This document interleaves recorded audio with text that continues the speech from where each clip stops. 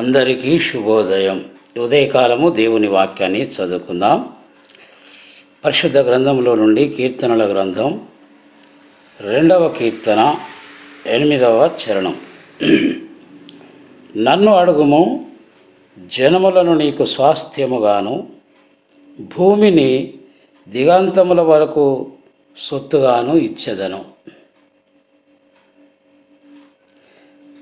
క్రీస్తునందు ప్రియ సహోదరి సహోదరులారా, ఈ లోకంలో జీవించిన ఈ తక్కువ కాలంలో ఎక్కువగా దేవుని పని మనం చేయాల్సిన అవసరం ఉన్నది అని ఇక్కడ మనము గమనించవలసిన వారమై ఉంటున్నాం.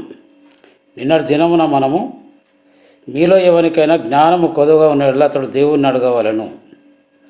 అడుగుట సహజంగా మనం దేవుణ్ణి అనేక విషయాల కొరకు అడుగుతూ ఉంటాం, మన అక్కరల కొరకు అడుగుతూ ఉంటాం. నిన్నటి దినమున జ్ఞానము కొరకు అడుగుమని చెప్పాడు. ఇక్కడ మనం గమనించినట్లయితే, నన్ను అడుగుము,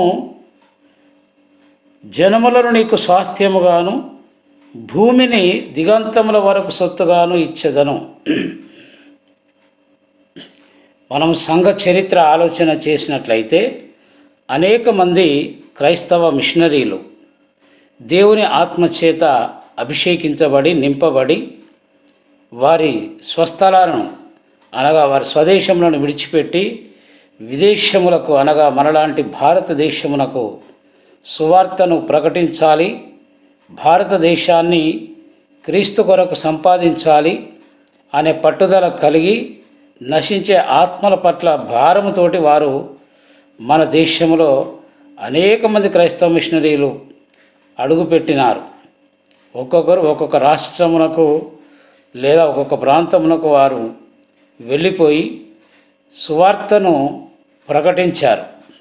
దేవా, ఈ రాష్ట్రమును నాకు అప్పగించుము, వారిని రాజ్యం కొరకు నేను సిద్ధపరుస్తాను, లేక ఈ జిల్లాను నాకు అప్పగించుము, లేకపోతే ఈ ప్రాంతమును నాకు అప్పగించుము అని వారు వైరాగ్యముతోటి నశించే ఆత్మల పట్ల భారముతోటి ఎంతో గొప్ప సేవ చేసి దేవుడిచ్చిన సమయాన్ని సద్వినియోగం చేసుకున్నారు.